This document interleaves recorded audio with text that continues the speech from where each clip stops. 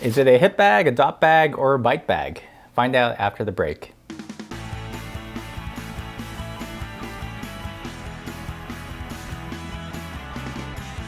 Welcome back, Pathless Peddlers, and if you are new to the channel, if you're into things like bike touring, bike packing, and apparently lots and lots of bike bags, then consider subscribing because this channel is for you. In this video, I'm going to take a look at the North Street Pioneer 9 hip bag. So like all North Street gear, it is handmade here in Portland, Oregon. There's an external zipper pocket, and then there's a main zippered pocket that opens up and reveals another zippered pocket for organization. Pockets on pockets on pockets. There are two versions of this hip bag. There's the Pioneer 9, which is this one, and there's a Pioneer 12, which is a little bit larger. So recently I took this bag with us on our trip to Tucson, Arizona. I used it primarily as a hip bag, but it does have some cool upgrades that you can purchase to mount it on your bicycle. It actually uses the same gate lock straps that you see in their Scout duffels that mounts on the back, so you can easily mount it to the handlebar of your bike.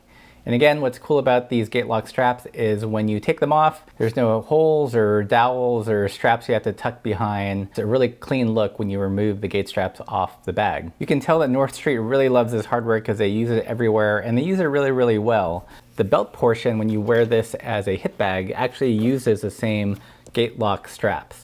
So if you remove it, then it just becomes a simple dot bag that you can toss in with your other travel luggage. So when we were in Tucson, we did a 5K trail run at Patagonia State Park. And I thought I'd bring along some fishing gear, just some Tenkara gear, as a little proof of concept for an event that we're actually training for this year called the Flyathlon, which is part trail running and part fly fishing. So the bag was barely large enough to hold our smallest Tenkara rod made by Tenkara Rod Co., but worked pretty well. I was able to carry a couple flies, some tippet, and other basic Tenkara fly fishing gear. Overall, with this light load, even while running on some rough terrain, the hip bag worked really well. Probably unintentionally, there are these loops, which are pretty handy for fly fishing because you can clip on your hemostats to them. While probably not as big a deal for cycling with the hip bag, I do wish that, again, that the hip strap had a little bit of elasticity.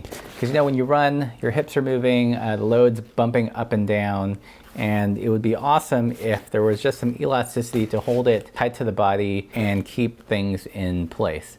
Again, I think this would be less of an issue if you're wearing this while bike riding, but on a trail run, it's definitely noticeable. Another cool upgrade that you can buy for this bag is a small vinyl pouch. So if you do have this mounted to your bike, and let's say you stop at a cafe or a restaurant and want to just run in, you can remove that pouch via Velcro with all your valuables and take it inside and make your payment, come back out and slap it back in there. So one thing to note, a lot of these straps and extra features are extra. So you do have to pay for the belt separately, as well as gate lock straps that attach the bag to your handlebar and the vinyl pouch. By far the best thing about the Pioneer 9 is that you can easily remove the hip belt and the bicycle straps, and it just becomes a simple dot bag, an everyday carry bag. You don't have to tuck a big belt strap behind a hidden Velcro flap or anything. It makes the design really nice and neat and clean.